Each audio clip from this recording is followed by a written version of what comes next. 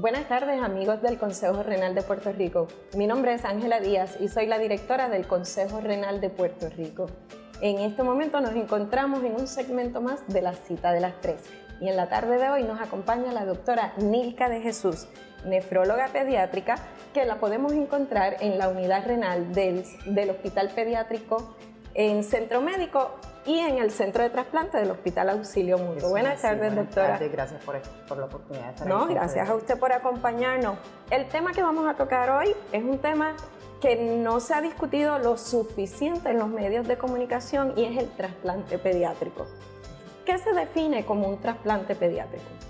Bueno, cuando hablamos de un trasplante pediátrico, eso implica que tenemos un niño que tiene algún órgano que no está funcionando y recibe el órgano de un donante. En el caso particular nuestro, pues hablamos de trasplante de riñón. El trasplante de riñón, pues básicamente, igual que en trasplante de adulto, tenemos un niño en el que el riñón le dejó de funcionar, sus riñones con los que nació, y hay un donante, ya sea un donante vivo o un donante fallecido, que le hacen esa donación del órgano para que entonces pueda seguir funcionando. Cuando hablamos pediátrico, ¿hasta qué edad estamos hablando? Bueno, para los pediatras, la definición de un paciente pediátrico es hasta los 21 años. Okay. Desde el punto de vista de trasplante, hasta los 18 años es lo que las agencias reguladoras establecen como un trasplante pediátrico. Ok. En el caso aquí de Puerto Rico, ¿podemos hablar un poco de la historia del trasplante en la población pediátrica? Sí. Aquí, cuando hablamos de trasplante como tal, los trasplantes se comenzaron a hacer en los años 70. Empezaron en Ponce, luego nos movemos al Hospital de Veteranos. A finales de los años 70, el doctor Santiago del Pin en ese momento empieza a hacer trasplantes pediátricos. Y desde el 77 hasta el presente, ¿verdad?, se han hecho trasplantes en Puerto Rico. En el 83, los trasplantes se mueven del Hospital de Veteranos al Hospital Auxilio Mutuo. Y desde entonces se han hecho los trasplantes de riñón en la isla, se han hecho en Puerto Rico, en el Hospital Auxilio Mutuo. Ahora bien, en cuanto a los trasplantes pediátricos, se estuvieron haciendo trasplantes hasta el 2013.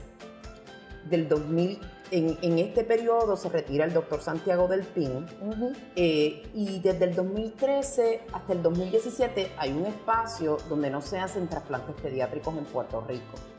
Más recientemente, en agosto del 2017, justo antes del huracán María, nosotros reabrimos el programa de trasplante de riñón pediátrico.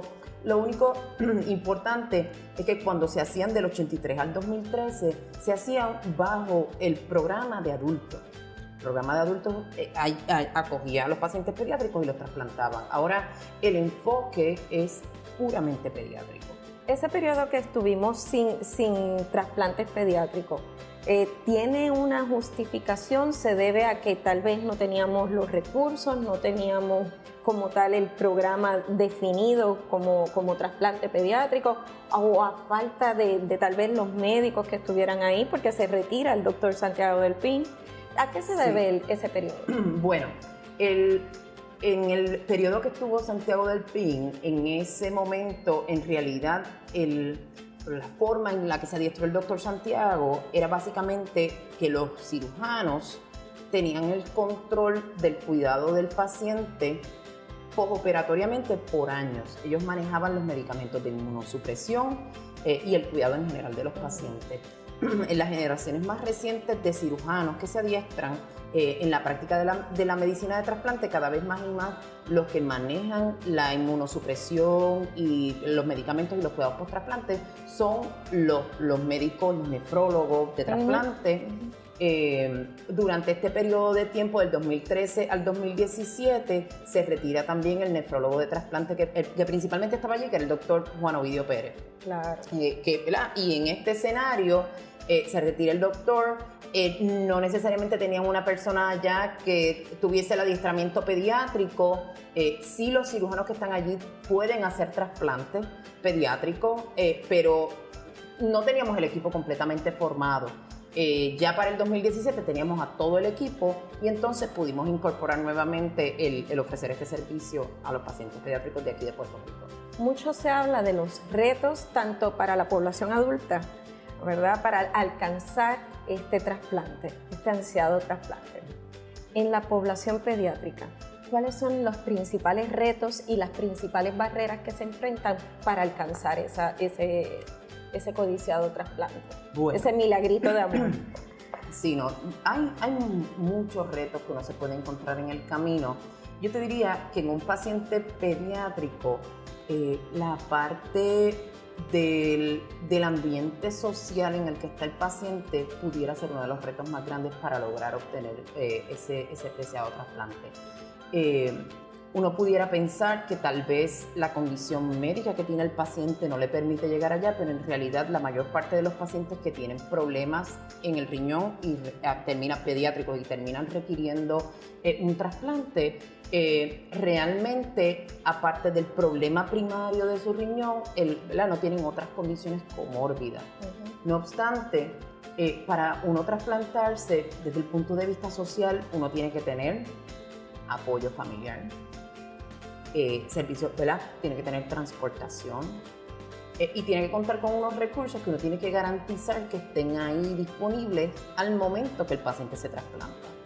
Y pues en ocasiones estas limitaciones sociales pueden ser las que nos retrasen un poco el llegar a uno poder trasplantarse de una manera más rápida, ¿no? Que no se pueda lograr, pero hay que hacer unos ajustes para garantizar que una vez trasplantamos al niño esté en un ambiente donde va a estar bien, va a tener todos los cuidados que necesita y va a poder acceder al sistema de salud de una manera apropiada.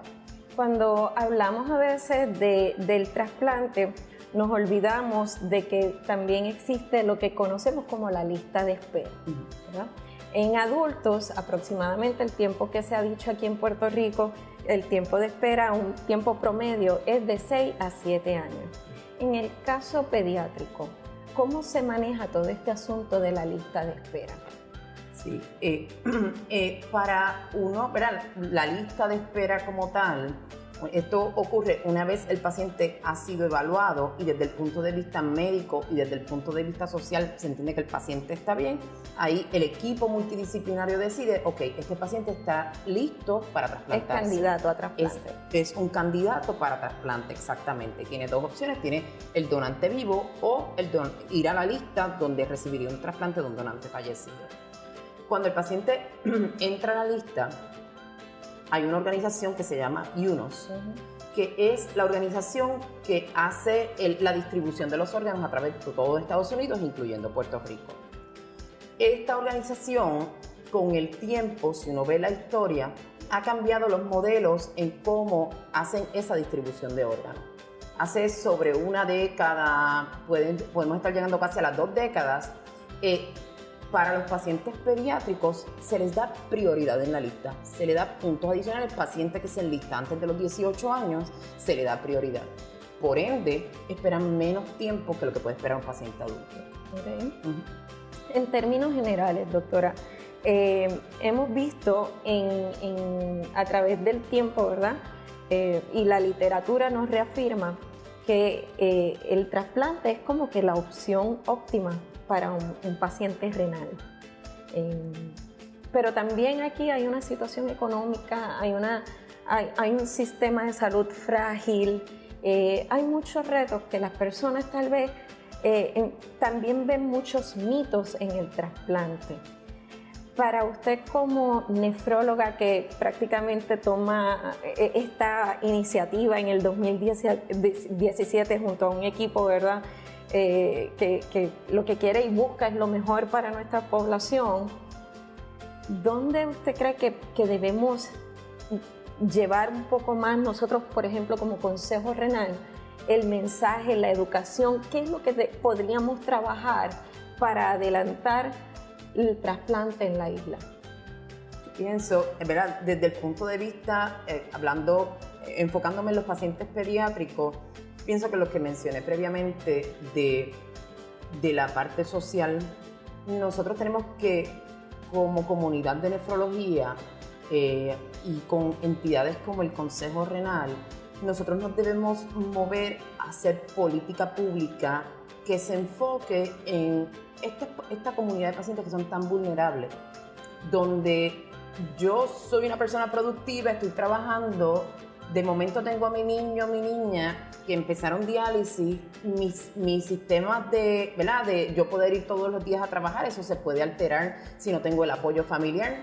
Eso me lleva a que en ocasiones pierda mi empleo, puedo tener issues desde el punto de vista familiar, los sistemas de apoyo no siempre están ahí. Esto lleva a que la comunidad de pacientes, en este caso particular de pacientes pediátricos, estén vulnerables y tengan un problema de acceso a trasplantarse. Que la política pública debe estar dirigida a que desarrollemos los recursos para que el issue social, el problema social, no sea la causa de una barrera de acceso hacia el trasplante. Hay muchas cosas en las que pudiéramos nosotros estar trabajando. Este tema de trasplante es un mundo realmente bien amplio, bien grande. Cuando se trata de nuestros niños aún más, ¿verdad? Nos toca la fibra y la sensibilidad mucho más.